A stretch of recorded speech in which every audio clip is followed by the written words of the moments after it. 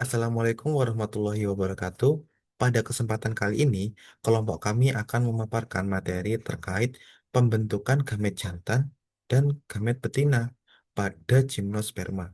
Nah, melalui materi ini, kami akan membahas terkait prosesnya, termasuk seperti mikrosporogenesis, gametogenesis, serta perkembangan gametofit jantan dan betina sebelum terjadinya penyerbukan maupun pembuahan. Nah, pasti kita kan bertanya-tanya, gimnosperma itu apa sih? Gimnosperma itu merupakan suatu kelompok tumbuhan berbiji terbuka yang memiliki reproduktif yang khusus, yang berupa strobilus. Nah, gimnosperma ini melibatkan kedua gamet, yaitu gamet jantan atau yang bisa kita sebut dengan mikrogamet maupun gamet betina atau megagamet. Nah, kedua organ reproduktif ini terjadi melalui proses sporogenesis dan gametogenesis yang terjadi pada struktur yang berbeda.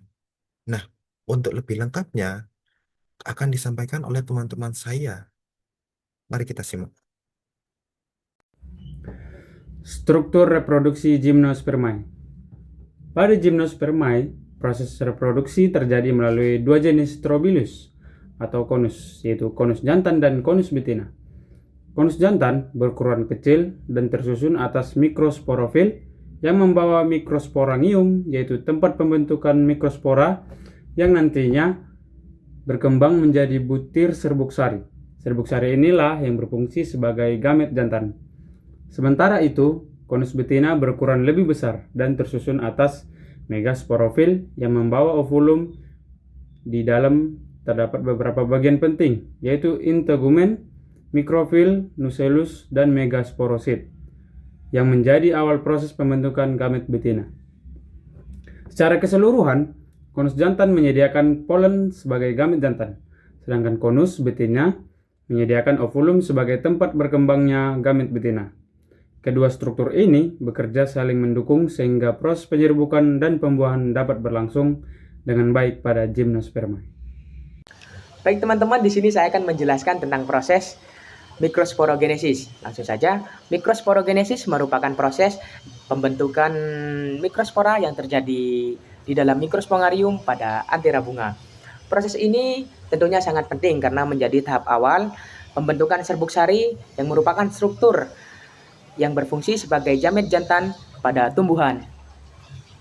Proses mikrosporogenesis dimulai dari sel induk mikrospora atau mikrosporosit yang memiliki sifat diploid atau 2N.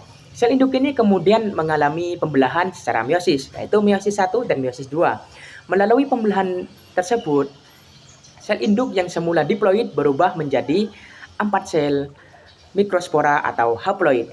Nah, keempat mikrospora ini awalnya tersusun dalam satu kesatuan yang disebut tetrad.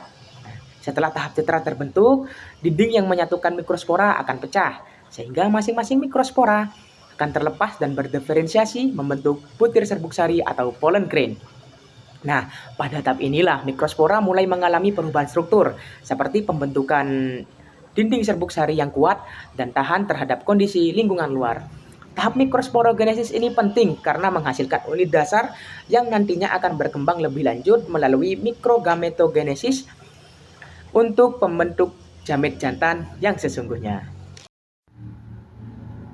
Selanjutnya, pada bagian ini saya akan menjelaskan proses pembentukan gamet jantan pada gimnospermae, mulai dari mikrospora hingga menjadi gametofit jantan yang matang. Yang pertama, mikrospora sebagai tahap awal. Pembentukan gamet jantan dimulai dari mikrospora yang dihasilkan melalui mikrosporogenesis. Mikrospora ini bersifat haploid dan menjadi dasar terbentuknya pollen grain. Selanjutnya, pembentukan dinding polen. Setelah terbentuk, mikrospora membangun dua lapisan dinding.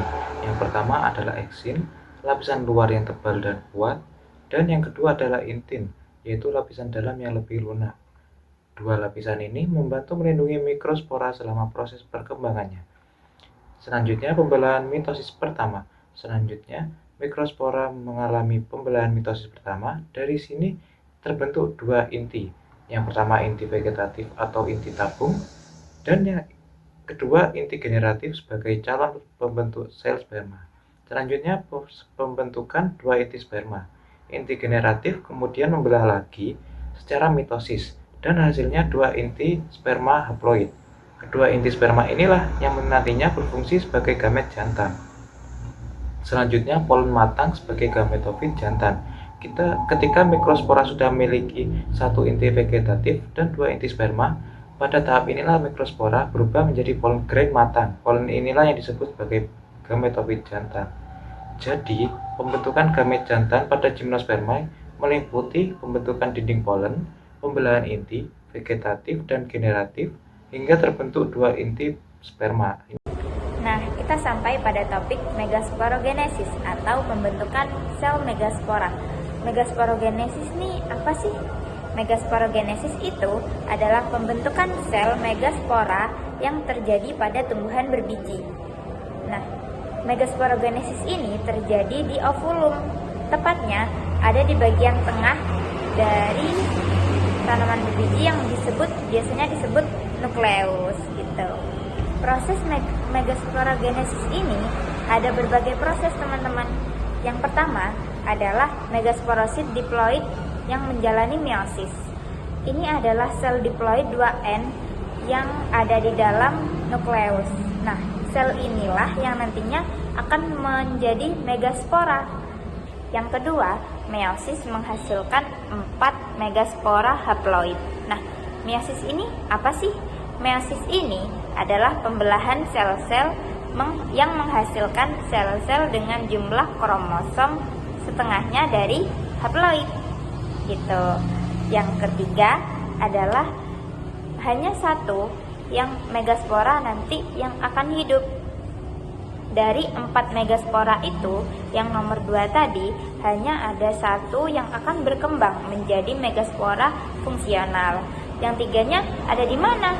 Yang tiganya akan mati atau mengalami degenerasi. Megaspora yang bertahan inilah yang nantinya akan berkembang dan menjadi kantung embrio atau gametofit betina yang akan digunakan selanjutnya gitu. Pada bagian ini saya akan membahas tentang perkembangan gametofit betina pada tumbuhan berbiji. Proses ini dimulai dari megasporogenesis, yaitu ketika megaspora mengalami pembelahan mitosis secara berulang. Pembelahan ini menghasilkan banyak inti, dan inti tersebut kemudian tersusun membentuk jaringan yang kita sebut sebagai megagametofit atau kantung embrio. Setelah megagametofit terbentuk, di dalamnya akan berkembang beberapa archegonia, biasanya berjumlah 2-3. Setiap archegonium memiliki satu sel telur yang nantinya berfungsi sebagai gamet betina. Pada tahap ini, gametofit betina telah mencapai fase matang, yang artinya sel telur sudah siap untuk menjalani proses pembuahan. Pembuahan dapat terjadi ketika serbuk sari berhasil mencapai area ovulum melalui proses penyerbukan dan pembentukan tabung serbuk sari. Secara keseluruhan, perkembangan gametofit betina adalah salah satu tahap penting dalam siklus hidup tumbuhan berbiji karena menentukan kesiapan sang telur untuk proses fertilisasi, yang pada akhirnya akan membentuk zigot dan berkembang menjadi embrio. Dari apa yang teman-teman saya sampaikan, nah, dapat kita simpulkan bahwasanya gamet pada gimnosperma ini terbentuk melalui proses mikrosporogenesis dan gametogenesis. Nah, pada gamet jantan ini terbentuk melalui proses mikrosporogenesis dan perkembangan polen gray. Sedangkan pada gamet betina terbentuk melalui proses megasporogenesis dan pembentukan megagametosit. Nah, dari kedua proses ini merupakan tahapan paling dasar sebelum terjadinya proses penyerbukan serta pembuahan. Nah, mungkin itu saja yang dapat kami sampaikan. Apabila ada tutur kata atau bahasa yang kurang berkenan, kami mohon maaf. Wassalamualaikum warahmatullahi wabarakatuh.